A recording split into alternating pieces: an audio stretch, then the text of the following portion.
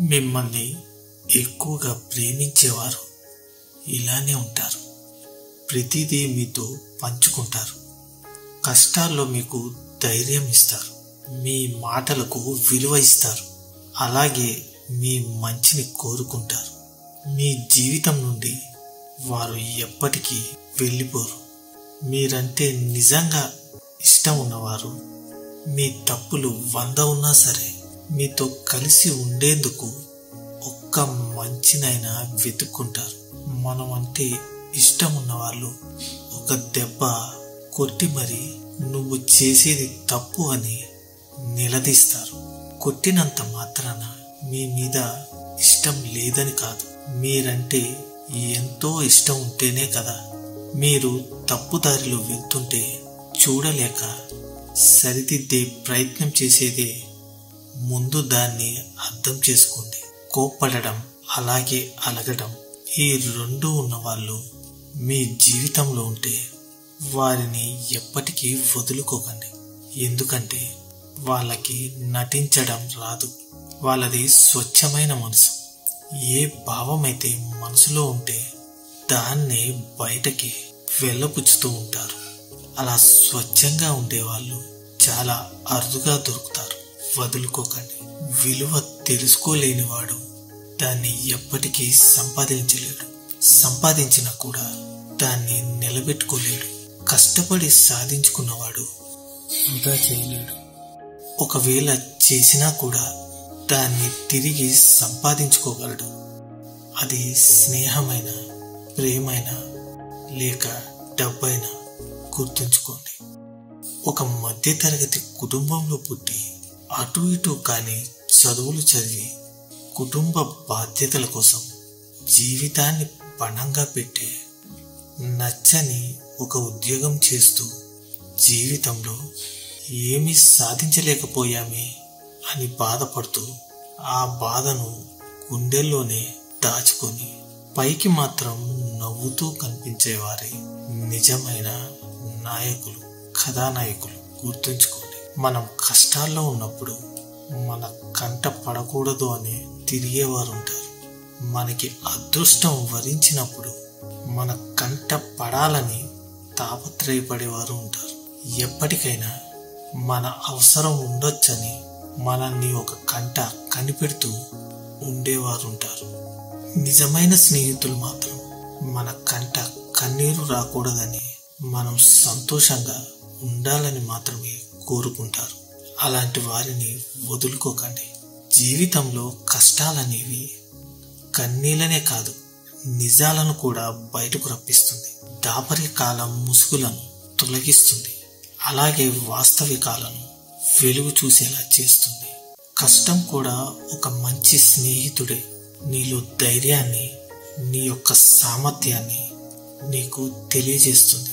నీ యొక్క భవిష్యత్తుకు గమ్యాన్ని వెతికేలా కష్టం నీకు గుర్తు చేస్తుంది. చెట్టు నిండా పళ్ళున్న మాగిన పండు దగ్గర చిలుక వాలుతుంది. కుళ్ళిన పండు వైపు పురుగు పాకుతుంది. అలాగే మంచి చెడుల సమూహం నీ చుట్టూ ఉంది. ఎటువైపుకు అడుగులు వేయాలన్నది నీ యొక్క స్వభావంపైనే ఆధారపడి ఉంటుంది. గుర్తుంచుకోండి. బరువు లేని నీ కన్నీళ్లకు బలమైన కారణం ఉంటుందని నమ్మిన వాడే నీ స్నేహితుడు. ఆ కారణం నువ్వు చెప్పకుండానే నీ కన్నీళ్లను తుడిచి ఆ చోట చిరునవ్వును పూరించేవాడు నిజమైన ఆత్మీయుడు. గుర్తుంచుకోండి. 10 మందిలో ఉన్నప్పుడు పట్టింపులు మర్చిపో. నలుగురిలో ఉన్నప్పుడు నవ్వటం నేర్చుకో. అలాగే ఆనందాన్ని అయిన వాళ్ళందరితో పంచుకో. కష్టాల్లో ఉన్నప్పుడు కన్నీళ్లు ఊర్చుకో. నువ్వు చేసేది తప్పని తెలిస్తే అలవాటు మార్చుకో. గతం చేసిన గాయాలను మర్చిపో. ముందున్న గమ్యాన్ని చేరుకో. మనిషి జీవితం అంటేనే ఒక యుద్ధం అని తెలుసుకో. ప్రతి వ్యక్తి కూడా సంపదను కూడబెట్టుకోవాలి.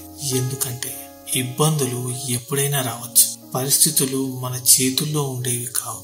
కష్టకాలంలో ఎవరూ మీతో లేనప్పుడు డబ్బు మాత్రమే మిమ్మల్ని ఓదారుస్తుంది. ఎవరో ఏదో అన్నారని నువ్వు అనుకున్నది ఏది జరగట్లేదని ఏడుస్తూ కూర్చుంటే ఎలా? ఈ రోజు ఉండే చీకటిని చూసి కృంగిపోకు. రేపటి వెలుగు కోసం పరుగును మొదలుపెట్టు. గెలవటానికి పరిగెత్తు. గెలిచి నువ్వేంటో చూపించు. నిన్ను చులకనగా చూసిన కళ్ళే రేపటి రోజు నీ గెలుపును చూసి కుళ్ళుకొని ఏడ్చేలా చెయ్యి. స్నేహం అంటే భుజంపై చెయ్యేసి మాట్లాడటం కాదు. కష్ట సమయాలలో భుజం తట్టి నేనున్నాను అని ధైర్యం చెప్పటం. డబ్బు కోసము లేదా అవసరాలకు ఆదుకుంటారనో స్నేహాన్ని చేయకండి. మనస్ఫూర్తిగా స్నేహం చేయండి. మీకు అలాంటి స్నేహితులుంటే వారిని ఎప్పటికీ వదులుకోకండి. బంగారం ఎప్పుడూ కూడా కొత్తదే బాగుంటుంది. బియ్యం మాత్రం పాతగవుతున్న కొద్దీ బాగుంటాయి. కానీ ఆకలి తీర్చేది బంగారం కాదు, బియ్యంతో వండిన అన్నమే. కొత్త పరిచయాలు మొదట్లో బాగుంటాయి, కానీ పాత బంధాలే బలంగా ఉంటాయి. ఎప్పుడూ కూడా కష్టాలను అర్థం చేసుకునేవి, అలాగే తీర్చేవి కొత్త పరిచయాలు కావు. 25 ఏళ్ల స్నేహాలు పాతుకుపోయిన బంధాలు మాత్రమే.